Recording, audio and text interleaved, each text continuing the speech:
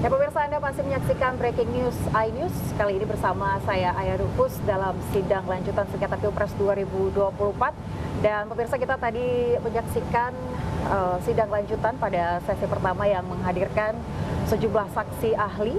Dalam hal ini yakni pemohon perkara 2 yang mana sidang ini akan dijeda hingga pukul 14.00 waktu Indonesia Barat. Dan saat ini saya berkesempatan untuk berbincang dengan salah satu tim hukum dari Paslon 03 Ganjar Mahfud. Sudah bersama dengan saya Bapak Henry Yosodiningrat. Selamat siang Pak, gimana kabarnya?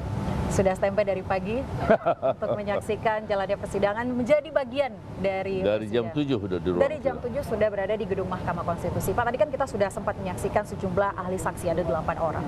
Bahkan Pak Todung tadi juga sempat mengatakan dalam konferensi persnya bahwa puas dengan apa yang dipaparkan oleh para saksi ahli. Pendapat Anda seperti apa?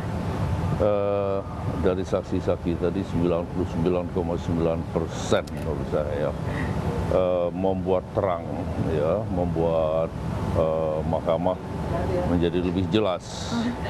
Begitu juga publik, ya, kalau memang memperhatikan bahwa semua yang kami dalilkan di situ sudah terang benderang terlihat. Gitu, ya. Sehingga harapan tinggal mahkamah mempunyai keberanian dengan hati nurani dan dengan akal sehat bisa mengabulkan permohonan kami. Oke, baik, kalau kita lihat komposisi dari para ahli yang hadir ini kan ada 8 saksi ahli, kemudian juga 11 saksi fakta. Kalau berdasarkan komposisi yang Anda lihat, apakah ini punya cukup presentasi yang maksimal untuk nantinya menjadi pertimbangan pada putusan Mahkamah Konstitusi di akhir? Ya, dari semua ahli. Ahli tentang hukum tata negara sudah menjelaskan seperti ini, kemudian ahli Prof. Mahdi Suseno, ahli mengenai filsafat, ya, dia jelaskan itu kaitannya dengan bansos yang berdampak begini dan sebagainya, ya. Jadi mungkin nggak perlu saya ulangi, tapi kalau saya yakin tadi publik memperhatikan dan bisa menyimak dengan baik, sehingga kita berharap mahkamah dalam hal ini punya satu keberanian untuk menjatuhkan putusan dan seperti yang kami mohonkan. Oke, pada gugatan tim Anda, ya. Kalau tadi kita lihat kan dari mulai awal para ahli tata negara sempat mengatakan beberapa poin pada hari ini terkait dengan tokoh yang menjadi dugaan adanya kecurangan, yakni Presiden Joko Widodo, kemudian juga bansos yang kaitannya juga banyak sekali. Kalau menurut Anda seberapa pentingkah peran Pak Jokowi ini? Apakah Anda agree dengan apa yang disampaikan oleh para ahli? Jokowi adalah tokoh sentral, ya. Jokowi adalah mastermind, ya. Jokowi yang mempunyai grand design, ya. Kemudian dengan kekuasaan yang ada padanya dilaksanakan semua. Terkait dengan bagaimana mengerahkan kekuasaan, menyalahgunakan kekuasaan, menyalahgunakan kewenangan seperti bansos dan sebagainya. Jadi tergambar semua tadi tentang peran Jokowi dan daya rusaknya sangat dahsyat, ya. Terkait dengan Sirekap juga, ya nggak mungkin lah Jokowi nggak cawe-cawe sejak awal kan gitu, ya. Kemudian Sirekap yang bermasalah dibongkar habis oleh ahli IT tadi. Semuanya dibongkar Jokowi sebagai mastermind, ya? Ya, jadi di mana bobroknya Sirekap? Ya, tadi dibuka bagaimana ceritanya kok belum ada bahkan pemungutan suara juga belum ada, apalagi perhitungan sudah ada rekapitulasi yang disampaikan oleh Sirekap. Ini kan menunjukkan satu kecurangan yang amat sangat luar biasa. Dan tadi juga dijelaskan bahwa ini harus dilakukan audit forensik. Nah, dengan lakukan audit forensik nanti akan jelas kapan diinput, siapa yang menginput, diinput dari mana, jam berapa, itu semua bisa dibuka. Dan harus tidak boleh lakukan oleh KPU sendiri secara diam-diam. Terus terang publik udah nggak percaya dengan KPU. Jadi harus dilakukan secara terbuka. Harus terbuka. Baik. Gitu. Sebelum kita ke Sirekap, mungkin saya akan bertanya terlebih dahulu terkait dengan bansos. Tadi kan sempat ada ahli dari psikolog sosial yang mengatakan bahwa bansos ini punya impact yang besar pada pemilih, begitu ya. Meskipun untuk beberapa provinsi seperti Aceh dan juga Sumatera Barat tadi sempat disampaikan oleh termohon 2 itu ya, yang mengatakan bahwa di 2 provinsi itu tim paslon 1 menang. Apakah ini sebenarnya bansos punya impact yang memang seperti yang dikatakan oleh para ahli? Provinsi kita kan bukan cuma satu, provinsi kita kan banyak. Ini kebetulan aja di situ ya dia menangnya. Tapi karena pesannya itu bukan hanya sekedar untuk memenangkan pasangan Prabowo Gibran, tapi tidak berpihak pada, tidak memberikan dukungan untuk memilih 03. Itu. Artinya yang menjadi sasaran ini harus kalah. Ya, bahwa kalaupun akan ada putaran kedua ini nggak ikut, kan begitu. Nah, itulah artinya gesturnya seperti itu ya, Pak ya. Oke, baik. Apalagi tadi sempat ada dikatakan juga oleh ahli bahwa setiap kunjungan dari paslon 3 itu akan diikuti nantinya dengan kunjungan dari Presiden misalnya, Jokowi. Ganjar pergi ke daerah sini. Ya, kemudian 2 hari kemudian Jokowi juga datang ke sana dengan bagi-bagikan bansos. Ini apa coba? Nah, kemudian pembagian bansos ini kan semestinya harus jelas siapa sasarannya, kriterianya. Ini nggak dibagi di depan istana. Itu dalam sejarah Republik ini mungkin yang bagi-bagi bansos di depan istana itu. Dan dinarasikan seakan-akan ya bahwa bansos ini adalah kebaikan hati presiden ya kepada masyarakat, kepada rakyat.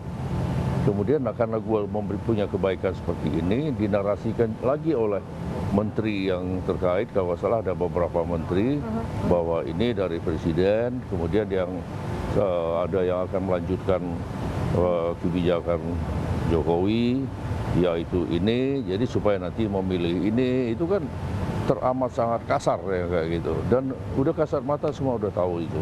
Tapi meskipun Presiden Jokowi belum ada statement yang disampaikan oleh Jokowi bahwa beliau berpihak. Tapi tetap gesturnya. Siapa yang belum pernah menyampaikan? Dari 03 sudah berkali-kali. Saya di dalam setiap podcast, dalam setiap wawancara, dialog dengan di televisi, baik itu Zoom atau apa, selalu saya katakan bahwa ini grand design yang dibuat oleh Jokowi ya untuk berpihak kepada 02. Apa kepentingan berpihak kepada 02? Lah anaknya di situ kok. Kan tujuan dari awal bagaimana dia menjadikan anaknya menjadi wakil presiden kan gitu. Oke, baik, itu kita ada terkait bansos di sejumlah provinsi Indonesia. Terkait dengan perhitungan suara yang ada di luar negeri, Pak, menurut Anda seperti apa? Nyatanya perhitungan suara di luar negeri ya itu di Amerika khususnya, di Australia, di mana-mana pasangan Ganjar Mahfud unggul. Ya. Artinya orang yang tidak tersentuh bansos, ya, orang yang lebih cerdas, karena kebanyakan kita ini kan masyarakat di pedesaan ya, yang ya maaf dari latar belakang pendidikan, tingkat ini ya, dengan dikasih bansos, dikasih sembako kayak gitu kan bisa berubah. Ya, buat dia nggak penting siapa presiden, yang penting gue dapat ini. Atau mau ini buat saya sama aja kan gitu. Mereka nggak berpikir 5 tahun ke depan gitu. Mereka hanya yang penting gue terima sekarang. Itu masih yang kita harus melakukan pendidikan politik dan mencerdaskan kehidupan bangsa. Yaitu dampaknya menjadi seperti ini kan kita masih belum berhasil gitu. Itu pun yang menjadi salah satu poin penting mengapa Anda dan tim hadir di Mahkamah Konstitusi ya. Untuk fight for democracy. Harus. Baik, selanjutnya terkait dengan PHPU ya, perselisihan hasil pemilihan umum Pak Henry, yang kalau kita lihat tadi sempat disaksikan oleh ahli ada penggelembungan, kemudian juga saksi bisu kecurangan. Tanggapan Anda seperti apa? Menarik tentang saksi bisu kecurangan ya. Kalau kita lihat sekarang ini, kalau dilakukan audit forensik itu akan terbongkar semua ya tentang kecurangan. Kalau dilihat dari Sirekap aja dulu ya, karena saksi bisu itu antara lain ya, siapa yang menginput, kemudian jam berapa diinput seperti saya katakan tadi ya, dari mana menginput, ya itu akan kebongkar. Kalau sekarang nggak ada yang tahu kita. Yang tahu cuma KPU sama Tuhan. Ya, selain KPU sama Tuhan nggak ada yang tahu. Kemudian di luar negeri lah, di Singapura lah, siapa operator? Ya operator KPU, tapi siapa personnya? Kapan, bagaimana dia menginput? Apa dasarnya? Kok ini bisa dikunci di 17%? Jauh hari sebelumnya sudah ada isu bahwa perolehan suara Ganjar Mahfud akan dikunci di 17%. Nyatanya terjadi kan? Isu itu sudah ada dengar jauh sebelumnya? Udah jauh sebelumnya. Berarti memang bagaimana belum ada pemungutan suara, belum ada perhitungan suara, kok sudah muncul rekapitulasi di sistem informasi rekapitulasi, itu kan nggak masuk akal. Iya. Masa mau kita biarin? Kalau kita biarin ya berarti kita membiarkan membiarkan satu kejahatan dan kita akan turut menanggung dosanya kemudian hari gitu. Artinya dari kampanye yang dilakukan oleh Ganjar Mahfud di berbagai daerah ini tidak seimbang dengan hasil yang didapat sesuai dengan perhitungan Sirekap. Ya itu karena kecurangan itu. Kecurangan, saya nggak mengatakan kecurangan ini dilakukan oleh timnya Prabowo sama Gibran ya. Kalaupun mereka melakukan itu harus kecil sekali lah. Yang paling dahsyat itu adalah daya rusak terhadap demokrasi dilakukan oleh Jokowi secara terstruktur, sistematis dan masif. Dengan mengerahkan dia menyalahgunakan kewenangan, kekuasaan, mengerahkan aparat dari hulu hingga ke hilir, sangat sistematis. Menyalahgunakan kekuasaan tadi Anda sebutkan ya.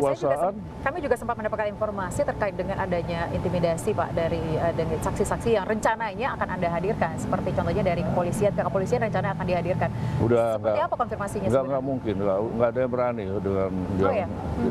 Ya kita tahu lah sekarang zaman teror sudah mulai muncul ya. Masyarakat kita di kampung sudah diteror, kepala desa diteror. Masih mau tidur sama istrinya enggak? Ya kalau masih mau tidur sama istri ya jangan pilih 03. Ya kamu harus serahkan masamu, wargamu untuk milih 02 ya. Itu ada oknum TNI, oknum Polri. Nggak mungkin mereka punya kepentingan sendiri. Ya karena itu terstruktur. TNI Polri itu terstruktur. Jadi sistem komando dari atas. Nah siapa? Susah kita membuktikan, tapi dengan keterangan kepala desa seperti itu, ditambah masyarakat yang lain, apa nggak bisa dipakai? Ya.